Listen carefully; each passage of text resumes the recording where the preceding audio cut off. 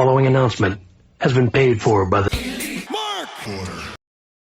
Welcome to the Elite Mark Order podcast, where we review AEW Dynamite each and every week. Tonight, we are reviewing the Dynamite from Wednesday, May 24th, 2023.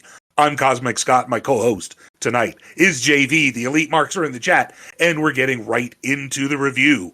Let's start with that top segment, and that is the main event. The BCC, Claudio and Yuta, going for the ROH titles against the Lucha Brothers. And, hardly a surprise that was the main event. That certainly is a big fight feel that comes with the pay-per-view that the Blackpool Combat Club is going to have with the Elite. This was just a continuation of that story. It continues from last week. We had a great match, as always, with the Lucha Brothers. We had Claudio and Yuta, who are a great team together. And I thought it was a pretty fantastic fight overall. And what did you think of the match, Jay?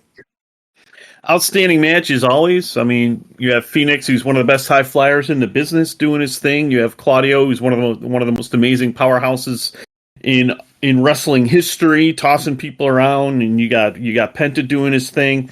And Wheeler Yuta looking good too. Excellent matchup, and I enjoyed the finish of the match. It was to be expected, and it did a good job hyping the pay-per-view. Double or Nothing coming up in a couple days.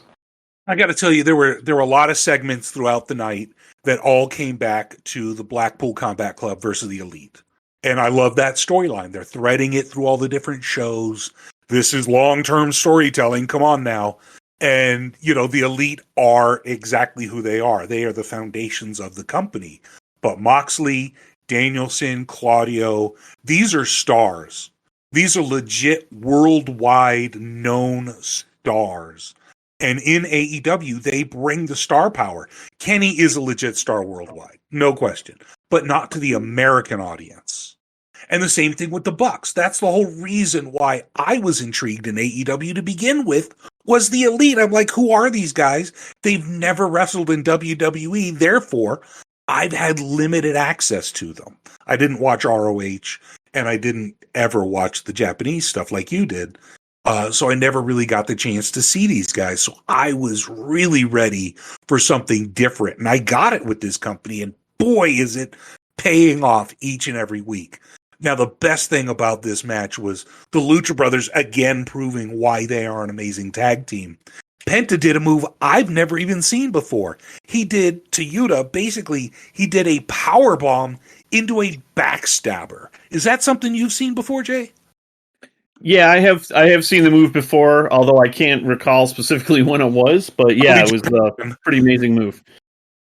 It was probably in Japan because you watch that stuff. But, seriously, they are innovative. They come up with really unique moves between Mexico and Japan. They are legit working at it in ways that America isn't in improving the sport.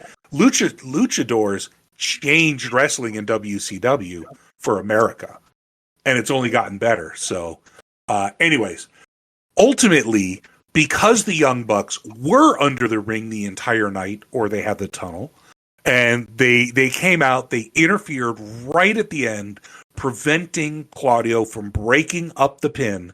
Yuta got pinned, of course he did, and the Lucha Brothers won. After the match, there was a little bit of chaos. There was the brawl. Moxley came out. Of course, they started to clear the ring. And at one point, he basically slapped Yuta because he lost the match. And then he just cut this badass heel promo to close out the show and to really, really sell that pay-per-view. Because Moxley is the foundation of this company. He really is the ace. I mean, there's really no other word for it. If you're going to take the Japanese terms, he's the ace, and the four pillars are the foundation of the future. They're stealing all these ideas and terms. Not stealing, I guess they're borrowing it from Japan.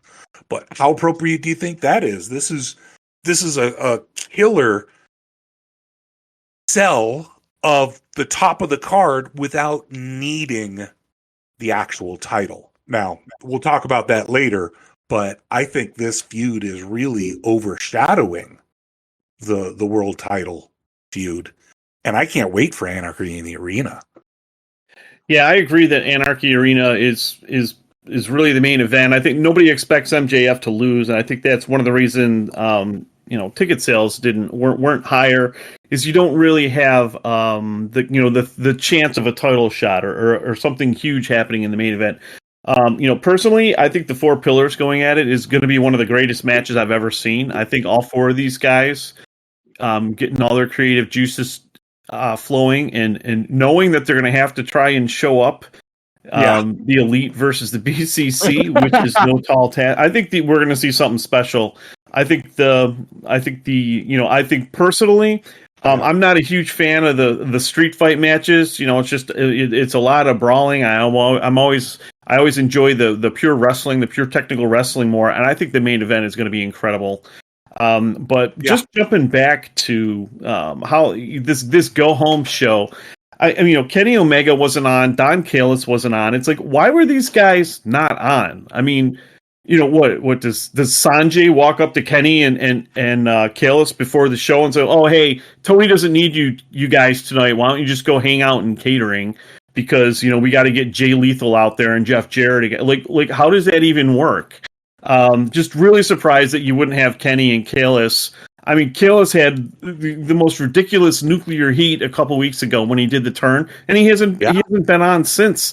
Other than he got a couple lines in before everything went to hell. But god damn, I mean, get Callis out here tonight to brew things up. Get Kenny out there. I just expected more to hype this Anarchy in the Arena match. It was still good with the Bucks coming out. I loved the selfie they posted on Twitter when they were under the ring. That was all good stuff. But I don't know. I guess I would give that a C- when it would have been real easy to make it an A+ to close out the go home show. So. Well, I happen to agree. I don't know why Kenny and I don't know why Don weren't on the show. I can only imagine that Kenny didn't want to spend his night under the ring. No, seriously, I don't know. It's entirely possible he was simply resting up. It's entirely possible he was actually busy with the AEW game stuff, and that he was putting his work and focus and concentration on that. Now, to me, that's a terrible excuse, but it's entirely possible is all I'm saying. But the other thing is, regardless, everybody should be selling the pay-per-view, and where the hell was Kenny? I also don't agree with that. But there's not much we can do about that. We don't book this show. It's a shame. Yeah, I mean, it's and just the last thing I'm going to say on it is there's a pattern of the Elite going into pay-per-views. They are not featured. They're not given time on the mic. They've even joked and made sarcastic comments on BTE about how they don't get a lot of time with a microphone, especially the Bucks. Like, they're really never allowed to talk. And I don't know. It might catch up with Tony come negotiating time in 6 months from now. So we'll see what happens. I know you've mentioned it a couple times, and we definitely will see whether or not the Elite as a group, and I'm specifically talking about Kenny and the Bucks, because Hangman seems to be Elite. He's not going anywhere. I think he re-signed for a longer contract. I don't think he's got the same sort of issues as they do with their dual roles, with, maybe they don't feel they're getting compensated. Maybe they feel they just, like Cody, want to go back to just being wrestlers. I don't know. But they're coming to the end of their careers. They got to have an out somewhere. I would stick with the EVP shit, personally. That said, let's go ahead and move on. What I'd like to do next is talk about the Spot of the Week. Now, this week's Spot of the Week is brought to you by our sponsor, Booking.com. You can find amazing deals for all your flights, hotels, and car rentals when you go to All In at Wembley Stadium in London, England. Be sure to use the link in the description down below and save. So again, that is in the description, and go ahead and click on that link and use it to save yourself some money when you go to Wembley. Now, the Spot of the Week is our next segment. For me, the Spot of the Week is when Roderick Strong versus Daniel Garcia match. Roderick was on the mat, face down. Garcia had Roddy's hands in his wrists in his hands, his legs trapped, and he sort of had him off the mat a little bit. And he took his foot and he just planted it on the back of his head and smashed it in the mat. Full on curb stomp. It looked gnarly. In rewatching it, Roddy obviously didn't protect himself. His hands were literally held, and his face went into the mat. His nose went into the mat. He got it turned. Obviously, he didn't hurt too bad. There was no blood. Didn't break his nose. He didn't look like it was truly work because they were safe. But, man, that looked ugly, and that is why it earns the spot of the week for me. Jay, what about you? I'm going with Orange Cassidy versus Kyle Fletcher as the spot of the night. I think the whole match had a ton of incredible spots. It was pretty much a spot fest. Orange Cassidy kicked out of some crazy stuff that probably nobody has any business kicking out of. But yeah, Fletcher hit him with a beautiful half Nelson suplex, or the half and half suplex as they like to call it now. He did a tombstone into a second corkscrew tombstone, which Cassidy kicked out of, where you just kind of roll your eyes. But man, he crushed him with those two pile drivers. And my spot of the week was definitely the avalanche Michinoku driver that Fletcher hit Cassidy with off the second rope. It looked like Fletcher picked up Cassidy and tried to set him up for a tombstone off the second rope, which would have been devastating. We've seen MJF use that a couple times. But Orange kind of wormed his way out, but Fletcher caught him and turned it into a Michinoku driver. And just the way Cassidy's head landed, like on the side of Fletcher's, it was just a brutal looking move. It kind of made me think of when Cassidy got hurt against Pac all those months ago when they had to stop the match. But yeah, they didn't have to stop it this time. But excellent showing all around. Orange Cassidy let Fletcher do whatever the hell he wanted, which was cool. And then, it was announced later in the night that Fletcher and Davis, our United Empire, are all elite. So all around good stuff. Yeah, welcome to the company, the Aussie, the Aussie Open. They were courted heavily by WWF, but clearly they decided to go all elite, and good on them. Now, Kyle Fletcher did have a really good showing. He did some amazing stuff, but ultimately at the end, Cassidy did squeak out a win. Now, in typical fashion, they started the show with Orange Cassidy. So the spot of the week being Orange Cassidy versus Kyle Fletcher works out because we've now talked about the match. It was pretty fantastic. You're right about that. Orange was selling his injuries again. He squeaked out a roll-up pin, basically. And that's how he's getting out of these matches. The Battle Royal is his next challenge. Does he get out with the title because he doesn't have to use his finisher? Absolutely. That's what I predict. And it sets up who his next challenger will be. And I don't think it's going to be Kyle. I think it's going to be somebody new, somebody else, not new, but somebody else. I'm not sure who it's going to be, but Cassidy, he's got to lose. And whoever he loses to, that's going to be big. So I'm excited to see where this story goes. It was strange because Excalibur said that he's on a 21-win single streak, and it's the longest in AEW. And I'm like, who the hell is Jade Cargill then? Isn't she at 60 or almost 60? So I'm not really sure what Excalibur was trying to sell there, but way to shit on Jade Cargill. Well, maybe he just meant for the men. Maybe you're right. I'll give him that. I will. Excalibur is my favorite new announcer, so I'll have to give him credit there. Would you? I mean, we've talked about the match, but do you have some additional bits? My final thoughts on this match, and I'll get into some of the musings, some of the things we've been talking about in the chat room this week. Orange has definitely elevated the international title. It's the second most important title in AEW. And if you look at, how MJF is looking like he's only going to be defending at pay-per-views, it could become the most important title. Kind of like how Nakamura elevated the Intercontinental title in New Japan to be more important than the heavyweight title at one point in time.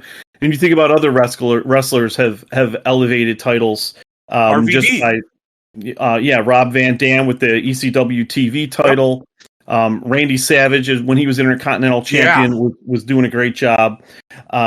So I'd hate to see Orange's reign come to an end in a battle royal when these type of epic title runs generally finish with an epic all-time legendary matchup. To see a champion that's gone through so much and is setting records, it usually takes everything in someone's arsenal and really elevates whoever wins it. So to see that come to an end in a battle royal, I would hate to see it. It wouldn't surprise me. Like Jay White, I think, would probably be the best guy to come out of that battle royal if that's where they're going to do it. I think it would make sense for Jay White to win it, but I would rather, the match end in a tie or Orange win by just a footstep or a shoelace or whatever, and Orange and Jay White go on to feud next. I think that would be an incredible feud. I think it could help escalate Jay White too. And help Jay White get over with the AEW fans who aren't familiar with his work in New Japan. Well, first of all, we definitely have to see something better out of Jay White, and I don't know that Ricky is doing it. So we'll talk about him a little bit later. Orange Cassidy absolutely has made this a critical must-watch segment every week. His elevation of this belt has been amazing. You're right on that. I think that whoever wins it, if it is Jay White, not only does he have to win it in a fashion that is believable at this point, it can't be cheap. There's no way they're going to do it in the Battle Royal. My idea, I suspect that it's going to come down to Orange and Jay White, and it's going to be something simple like Jay charges and Orange, low bridges him. Something simple. Or Juice gets involved, fucks up Jay instead of OC, and OC wins. Whatever it is, it sets up a longer-term battle. Jay White's a great person to start a feud with after this. Do they have multiple matches? Do they go Juice first and then Jay White? I don't know. I do know that Ricky Stark said he was done later on in the show, and yet they attacked him again. And all three of them are in the Battle Royal. They may just eliminate each other. I don't know. But we'll see. One last comment on Aussie Open signing with AEW. This, one of the top free agents in wrestling history is going to be available. I think it's either late this year or early next year, and that's Will Ospreay.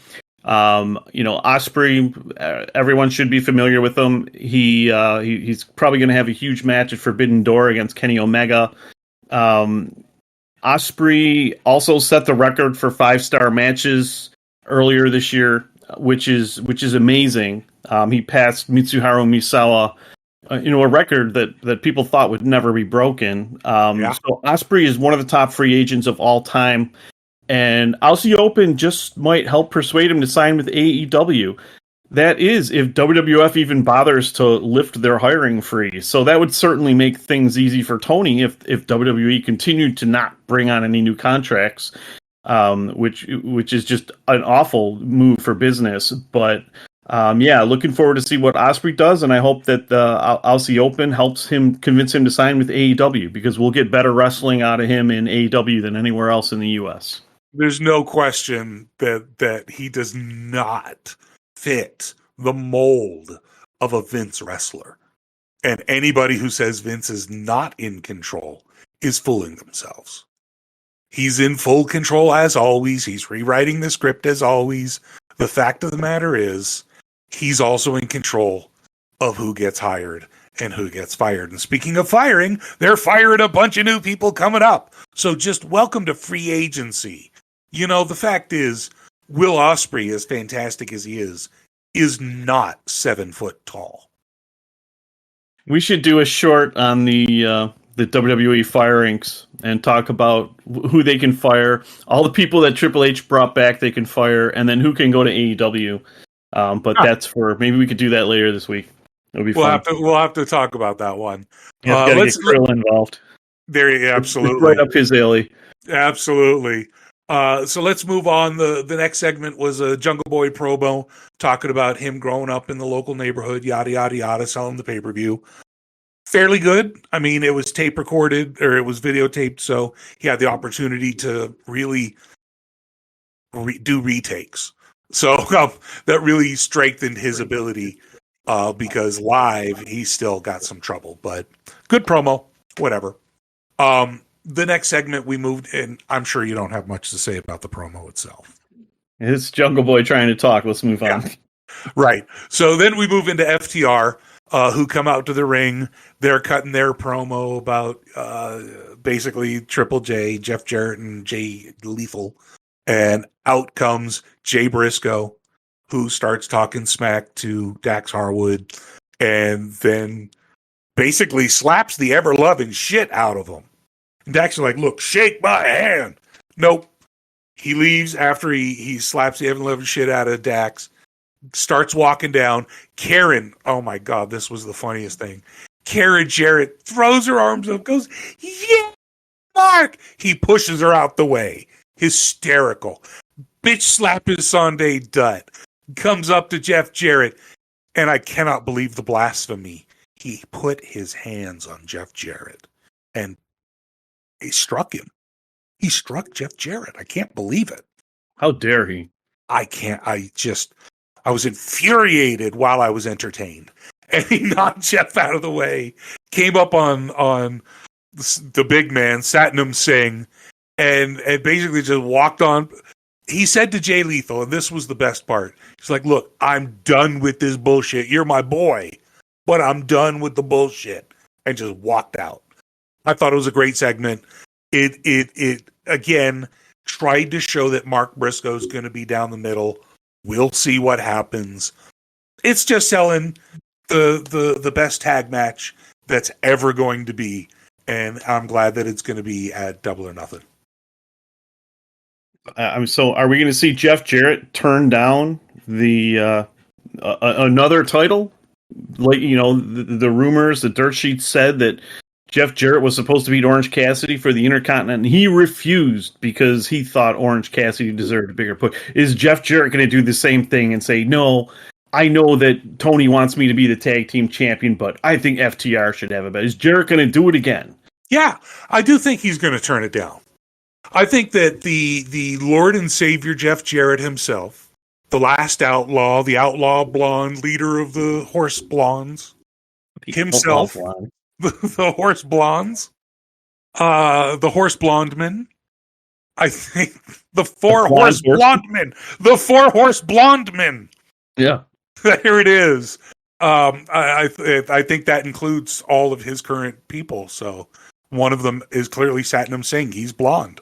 Satnam needs to dye his hair blonde, and I think sales of his merchandise would go through the roof if he did that. You know what? Honestly, I think he needs to go platinum blonde, like silver blonde, and then he needs give him some face paint too.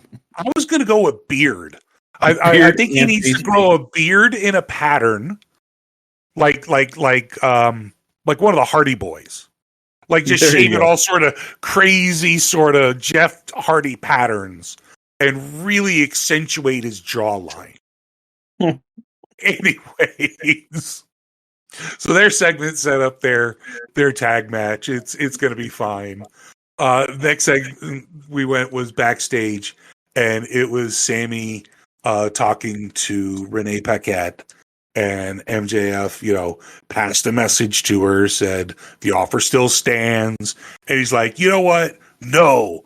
And he's still trying to sell as a babyface. Sammy Guevara is not for sale. So, whatever, typical Sammy trying to be a babyface.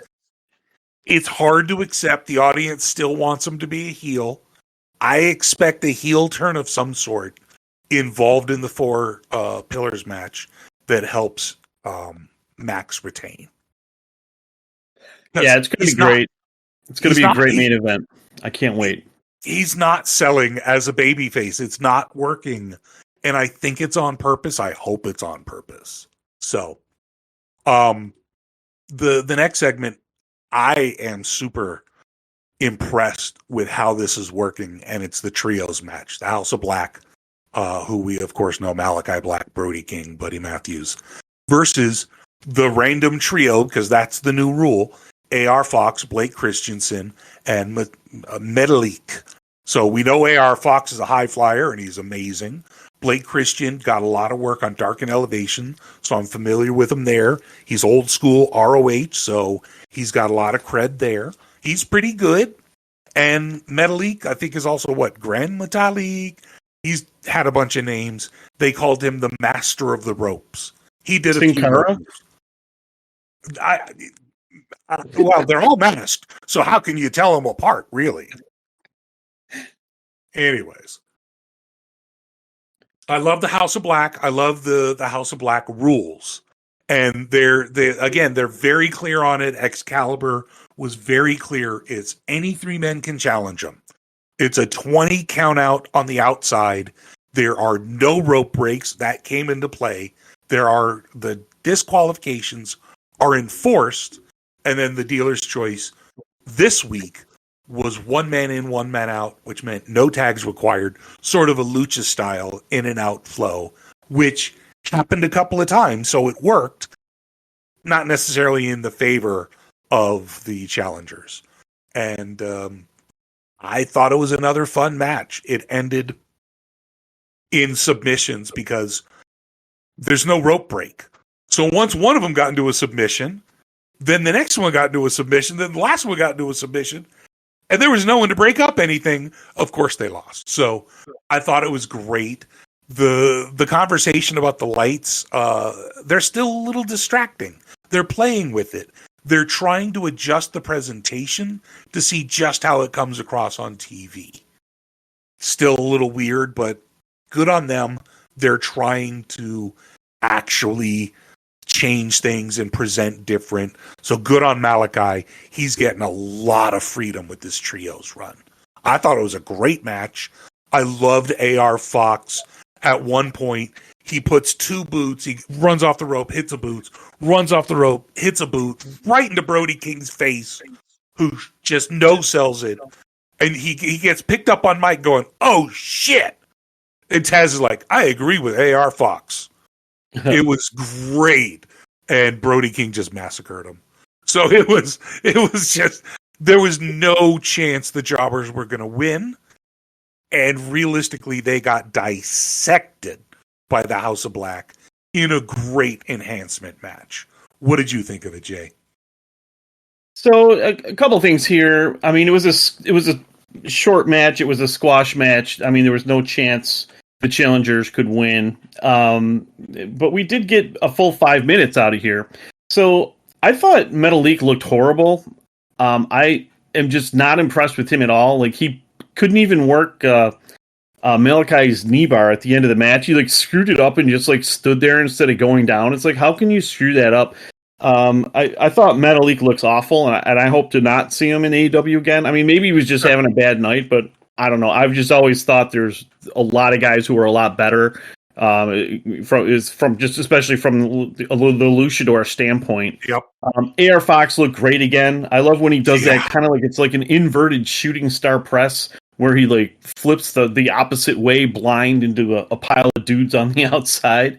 It's like a pike. It's like a pike move. For us old people, the old school diver who hit his head in the Olympics, yes. Greg Louganis.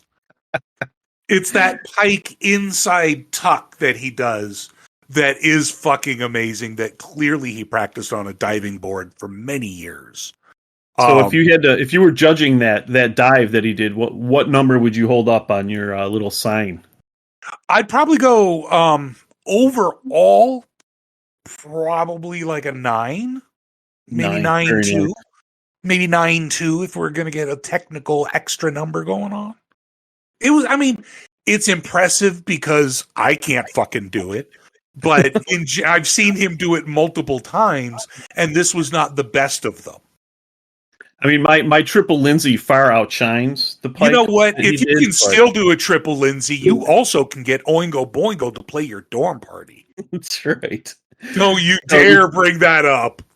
So just one more thing I want to say about this match. Other than I love the finish, and other than last podcast I kind of complained about the special effects. I wasn't as mad about them last night, and I thought they switched things up a little bit. Like the light was like striped going to the crowd. I wasn't as mad about it this time. I still don't like it, but maybe I'm softening my stance there a little bit. I guess I wasn't as irritated. And then lastly, I want to hype Blake Christian. Blake Christian is 25. He's a smaller guy, but his gimmick has been all heart. Like, this guy takes a beating and keeps fighting back. He's got excellent fighting spirit.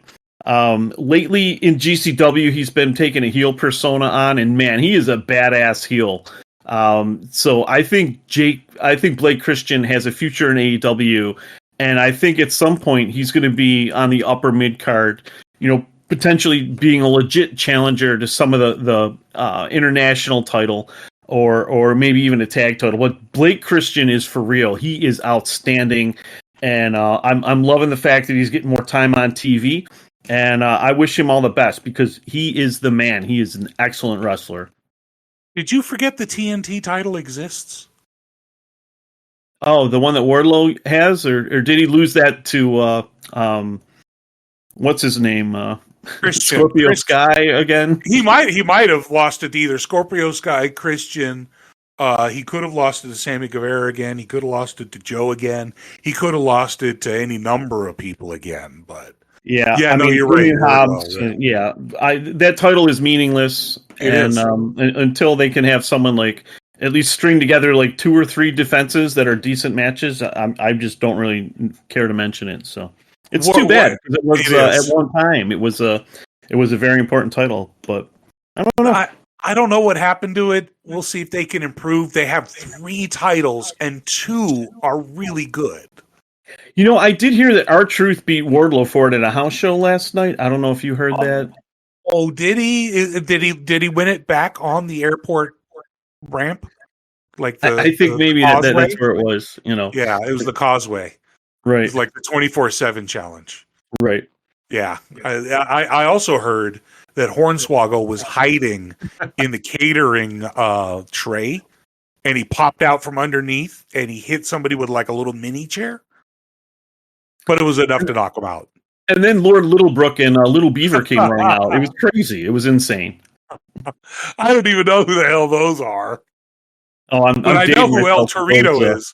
El Torito, man. No. I think some of those were they might have been Little Beaver. Wasn't he the one that Bundy squashed at WrestleMania 3 when he dropped that big over one? Okay, those guys. Yeah, I don't remember their names. The last little guy I remember was Gilbert, and then El Torito, and then there was like obviously Hornswoggle, and then there was one. By the way, the TLW match. The tiny little TLC match was actually super entertaining back in the day. Speaking of real wrestling, the next segment was actually a video package of the Elite and the BCC, and then it moved right into Blackpool Combat Club promo. And I absolutely adore Danielson as the mouthpiece. Moxley is another mouthpiece, but he's doing all the wrestling. Danielson rarely wrestles, but we all know he's the big guns. And basically, they're talking about we're ending the Elite. We are the best in the world. We are the Elite. So they're coming at it. They're super selling it. I love Moxley. He closes out the show. This is another segment that he closes out. His intensity oozes through the television. I love that guy. And good stuff there. More hype for the Anarchy in the Arena match. Really looking forward to that. I just can't help but think. I don't know who I'm picking to win the Anarchy in the Arena match. I'm not sure if Takeshita is going to interfere. It might be too soon for that. Daniel Bryan lost the last Anarchy in the Arena, and he also got hurt in that match. So it's like, is BCC going to lose 2 of those? I don't know. So it's hard to call. It's because tough call. Because they're all so good, because they're all top of the card, there's no legit. I mean, obviously Yuta would take him in. Yeah, he's going to take a pin so the BCC lose. There's no I'm jobbers. not convinced. Definitely not convinced. I mean, I can see one of the Bucks losing, especially Matt with his injured arm. Like, I could see Matt tapping if they go to work on that arm. I mean, he just had basically a torn bicep. So, or going after Hangman's Eye. Yeah, Snake Plissken himself. Snake Plissken himself. Yep. He's looking a lot like Snake Plissken this week, by the way. Okay. So after that promo where they ended it with "We Are the Elite," MJF comes out. First thing he does is go over to the announcers and he splashes Tony. I don't know why, just to be a dick. He goes out and he starts cutting a normal MJF sort of promo. And he sells the other pillars, but he ends it with, "But I'm just fucking better," because at this point he kind of is. He's really selling it, and out comes Darby. Cuts his promo on MJF, talking his stuff. I don't really want to get into the details. What the fuck was up with Darby's stilts? He had those like heels on that were like 4 inches tall. It was like those platform shoes that Pee Wee Herman wore when he danced tequila in Pee Wee's Big Adventure.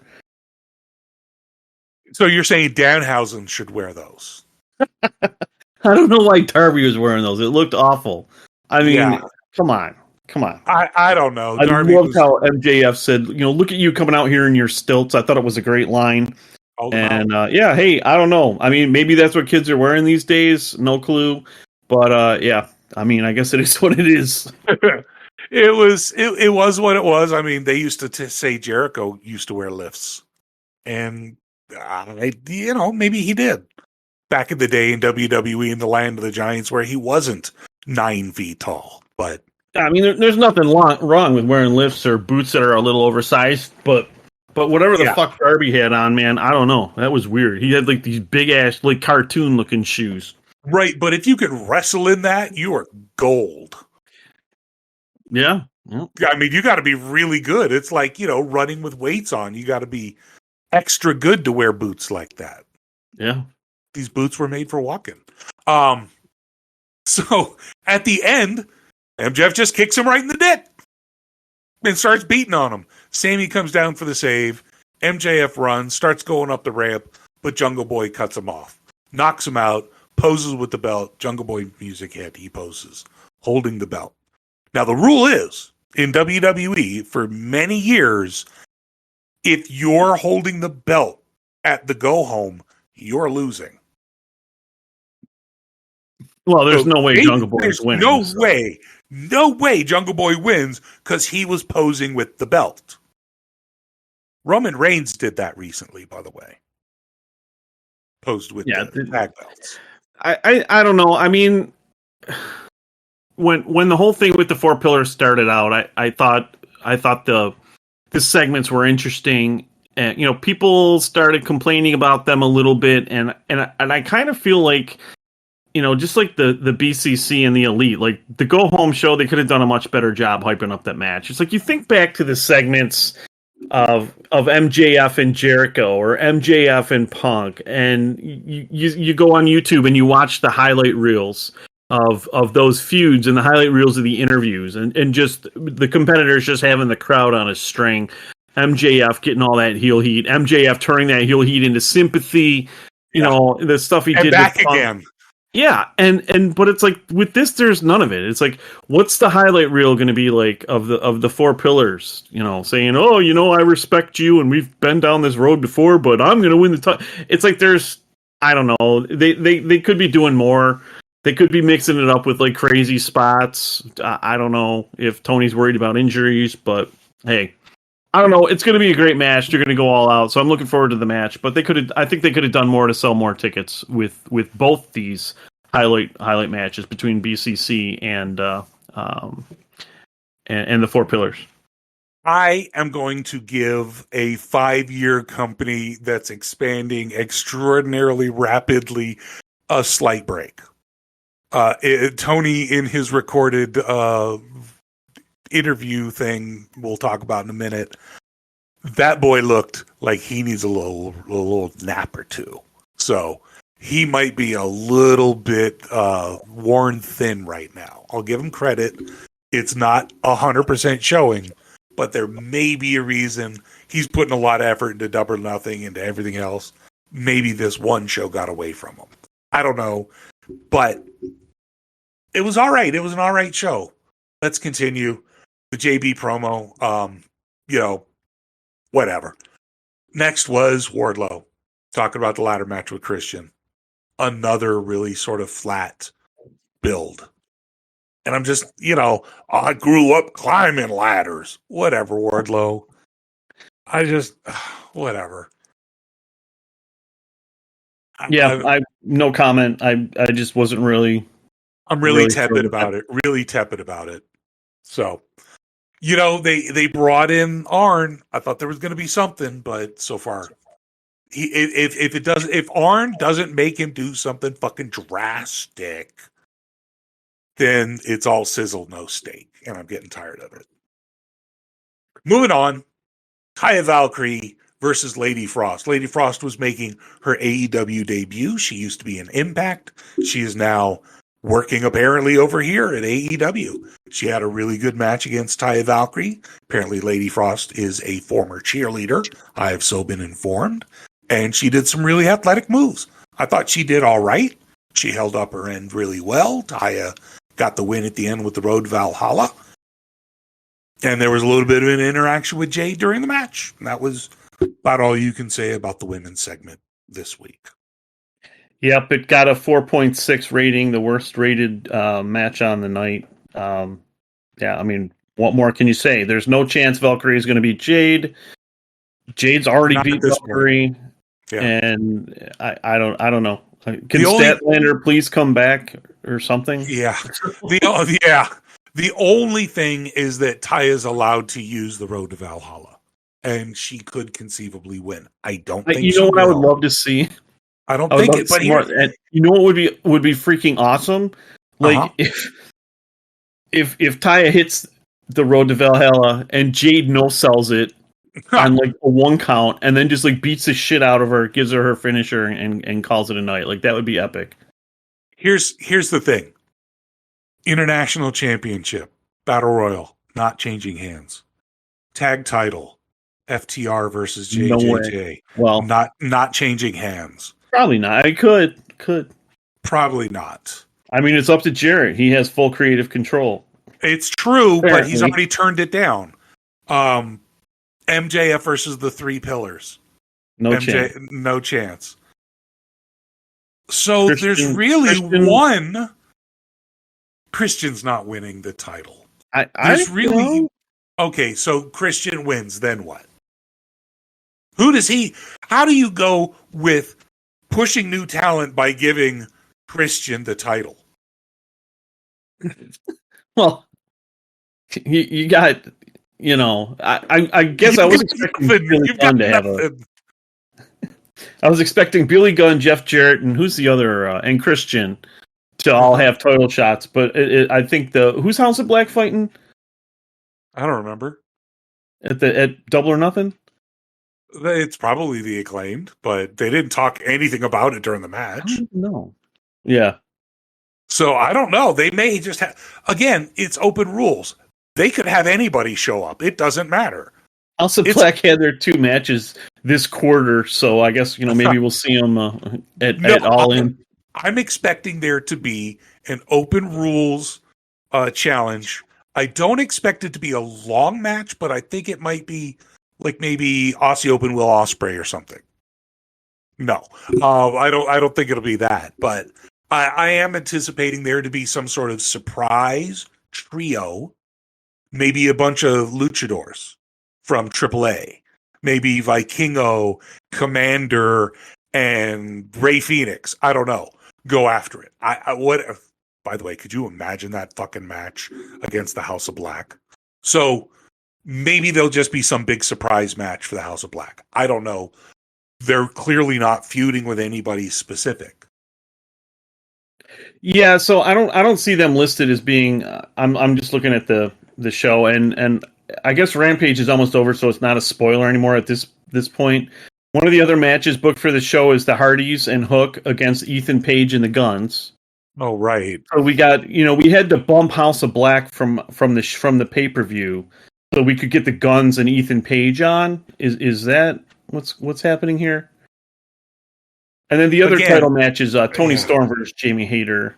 And I think it's unfortunately, there's a lot of chatter that Hayter is still severely injured, so Tony Storm's probably going to win. No. From what I heard, the match is scrubbed. Hayter can't wrestle. I think they may have to have her abdicate. They're not going to do an interim. I think she's just going to have to give it up and say, I can't be champion anymore. That women's title is cursed. No, it's happened. The match is still on. Okay. I mean, it's really unfortunate that if so, then Jamie Hayter is the toughest person I have ever heard of, because I don't know. Mercedes Moné finished the match with a broken ankle, so what can I say? Right. It's unfortunate because I think we were going to get Hayter versus Moné at All In.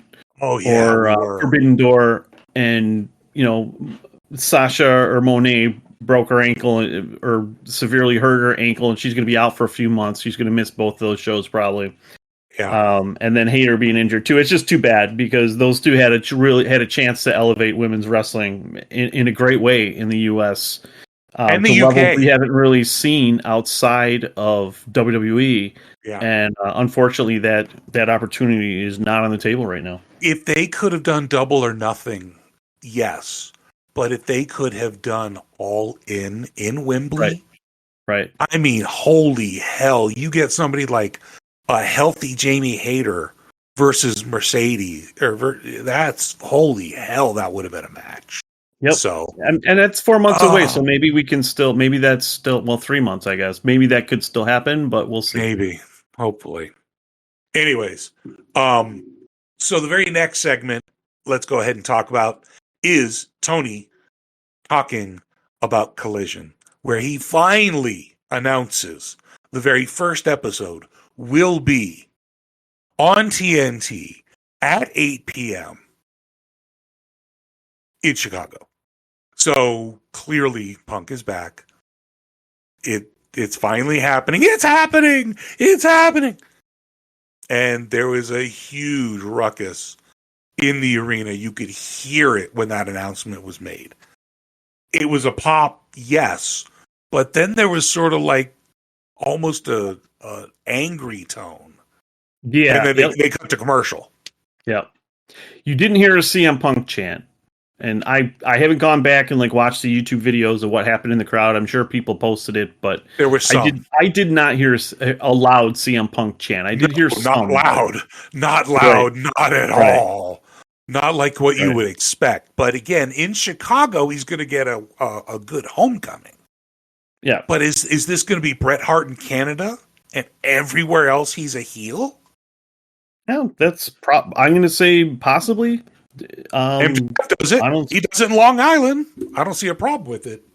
But man. Yeah, it's such a weird dynamic where you have a show, as we've kind of predicted a couple months ago. You have this toxic collision show with all the wrestlers that don't get along with anyone else, or not. I mean, that's not true. You have wrestlers that aren't getting along with certain people, and they're all on their own show. You have Miro, you got Thunder Rosa away from Britt, you got CM Punk and Ace Steel apparently away from the Elite.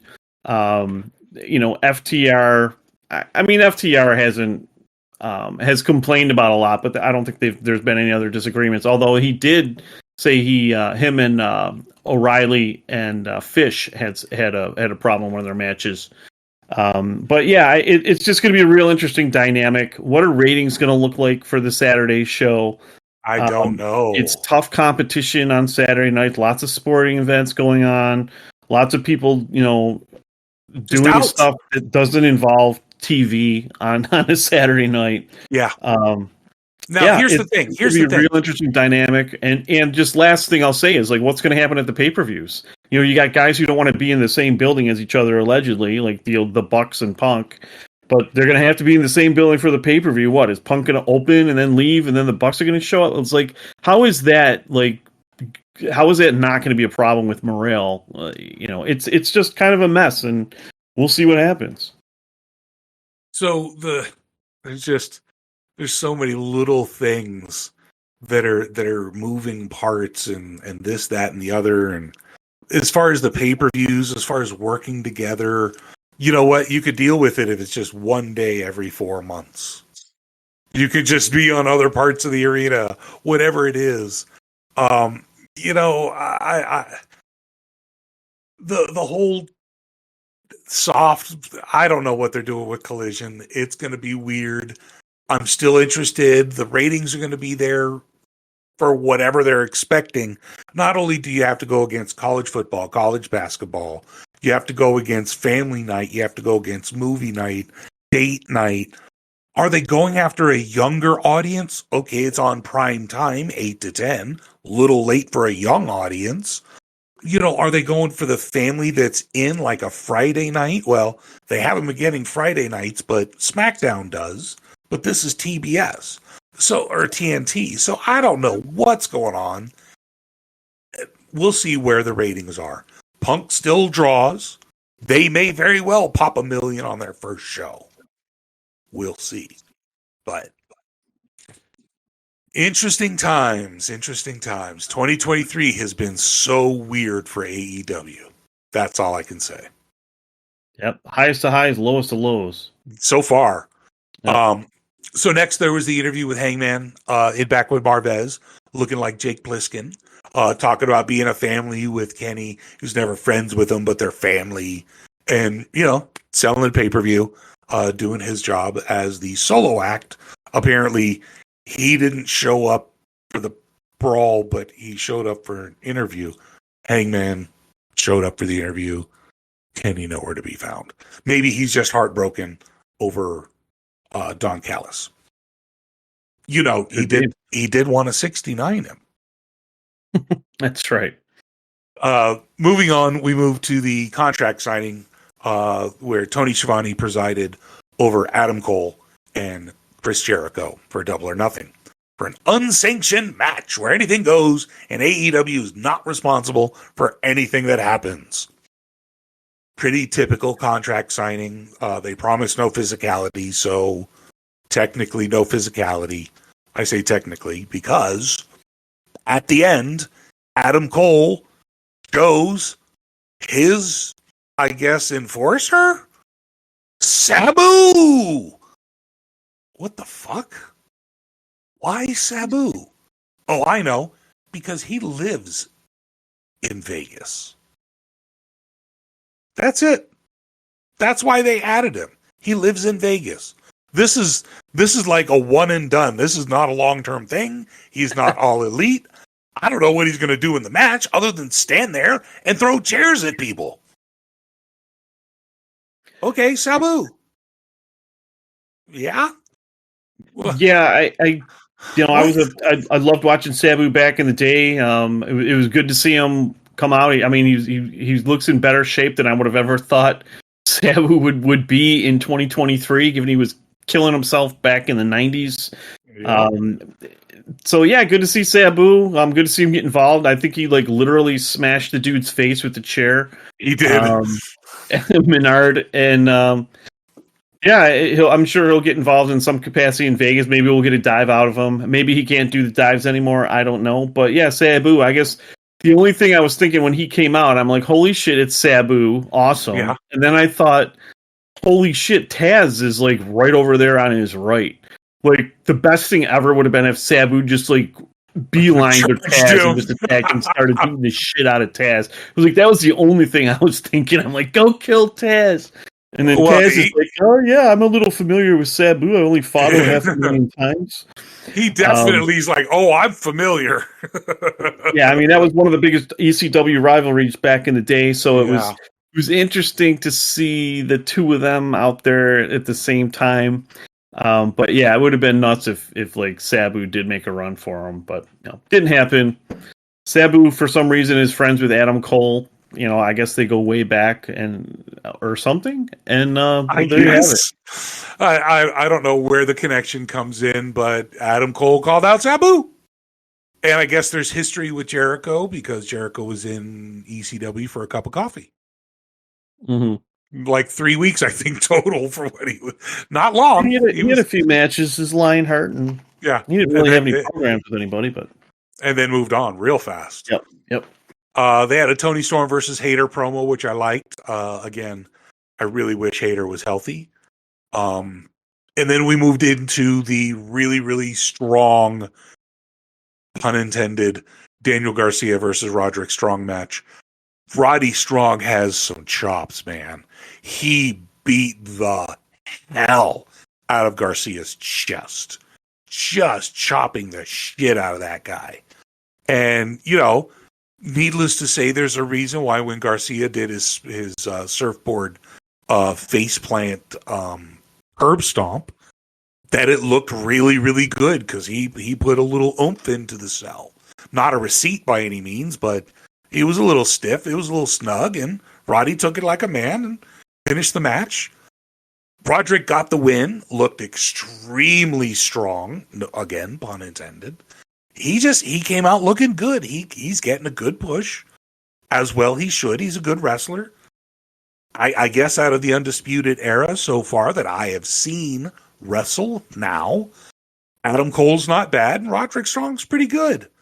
Kyle wasn't terrible, but he was always with Fish, and Fish is boring. So, okay, cool. There you go. Roddy Strong won. Excellent. Good match. I hate what Daniel Garcia's become. I mean, here's a guy who won like almost 70% of his matches last year. He was looking like someone that was going to start being booked like a superstar. And he's a doofus comedy act now. He has those pants that I talked about last week with the squares on them, and he has like a half shirt on, like a half shirt that just looks ridiculous. And it's like if you just look at his last few matches, he lost to Roddy, he lost to Orange, he lost to in that big tag team match with Cole and Bandito. He lost to Tanahashi. He lost to Adam Cole. I mean, he's just losing all of his matches. He's a comedy act now, and here's a guy that I thought was going to be like a version of Randy Orton, but he could actually wrestle and would actually give 100% in the ring, and now he's a comedy act. I hate to see what's happened with Daniel Garcia, and I hope that he can get out of JAS and join BCC. I don't know, anything to just get him away from Menard and these clowns, because I just feel like they're ruining him. So. Ruining. Wow. That's pretty. Yep. He looks awful. It's like a complete 180. Like he went from a rising star to a jobber goofball like overnight. It's just weird. Like it just seemed to happen about 2 months ago. I don't know if he pissed in Tony's Cheerios or what the hell happened, but come on, Garcia, let's pull it together here. Well, I think he may have been told something along the lines of, right now you lose, but in the future we'll give you a push and you'll win. I mean, that's kind of the way it works. He is legit great. He was on, many people's lists of being one of the next rising stars. He absolutely is a rising star. He's still associated with 2.0 in Tony's mind because they all came in together. When they came in, I knew more about 2.0 than I did Danny Garcia. But guess what? I know about Daniel Garcia now. He's doing the sports entertainer thing.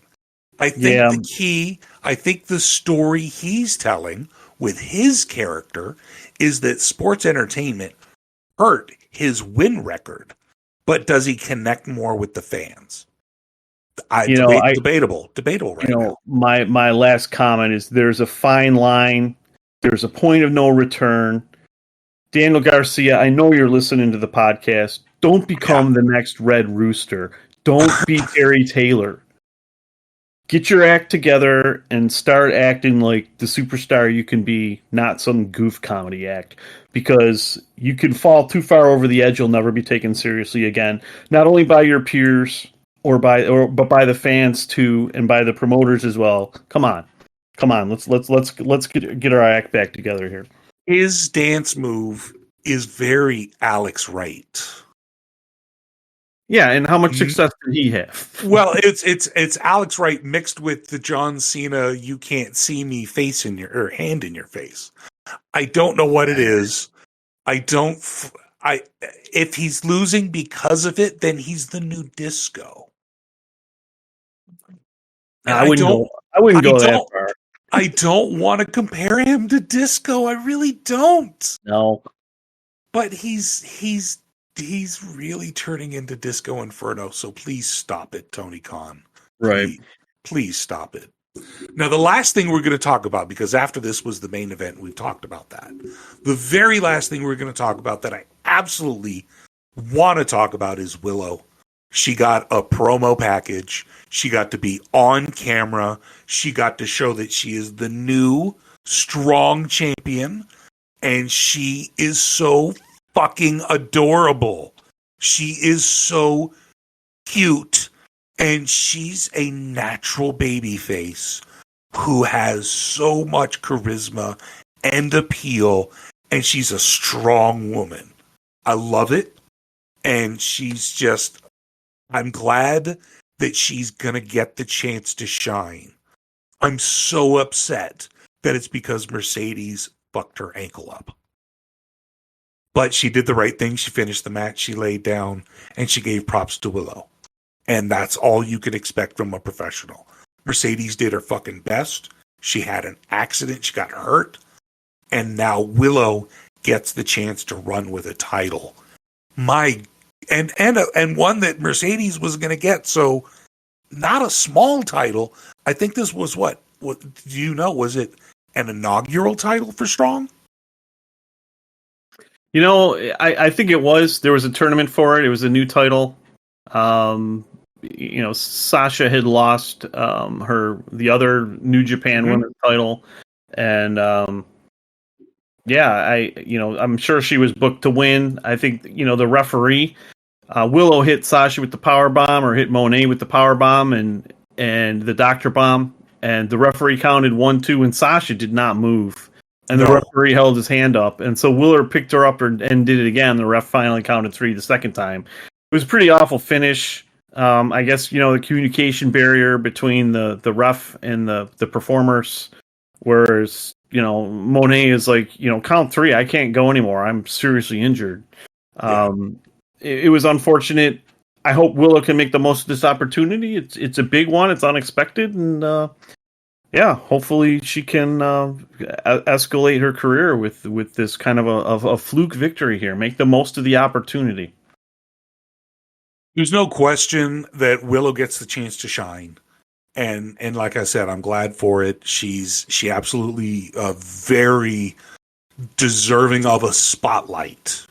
So as an AEW ROH person, she is an ambassador for the company to this other company. And I think that's going to give Tony a lot of confidence when she comes back. And I think she's going to be in a better position by being this champion for however long they let her be that champion.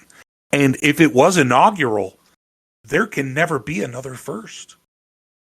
She's it. She gets it. She gets to be the first forever. Good on her. I love that sort of success story. I was impressed from Willow from the very first time I saw her show up on Dark at Elevation. I'm like, who is this person? Oh, ROH. Okay. That was enough for me to go, okay, now I know why she's, sort of being shown on these shows. And she was good. She came out. She was chipper. She was clearly a babyface, connected with people. She was losing. She got a recent push. She was building up, was working with some of the top people. And now she's a champion. So I call that a homegrown success for AEW. Yeah, she was your pick for breakout rookie of the year or breakout star of the year. And she's living up to that award you gave her. So there you go. I'm a predictor, or at least a dick. Anyways, you got any last thoughts before we close up shop? This is it. Looking forward to the 4 pillars and the Anarchy in the Arena. It's going to be 2 epic, legendary, great matches. I'm real curious to see if if they're going to enhance or extend the Elite, how they're going to extend the Elite versus BCC. You got to imagine that's going to run through the next couple big shows. Forbidden Door potentially, All In, All Out. If they're even going to have All Out, I would imagine with Punk, you might have 2 shows. I mean, there's just so much going to be going on the next 3 months in AEW. It's going to be a super exciting time, and guys like Ibushi might show up. Golden Lovers possibly reuniting. You still have Takeshita out there. We're not sure what he's going to do. So it's just some great stuff to look forward to. There's so much up in the air. This company has so much buzz going about it.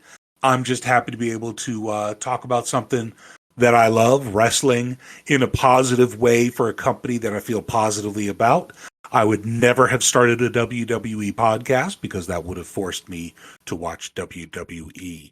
So I gave that up. I came back for AEW, and thank God, because now I'm part of the Elite Mark Order. So don't forget to like, share, subscribe to this video. If you like what you heard, go ahead and share us around if you want to help us spread the word, and subscribe if you want to hear more from us. Also, don't forget to join the Discord. To join the conversation directly, you can go to the website, www.elitemarkorder.com. You can click on Join the Discord right there, or you can click on the link down below in the description. Thanks so very much for listening. We love the Elite Marks. We love all of our listeners. We appreciate your time. And JJ for life.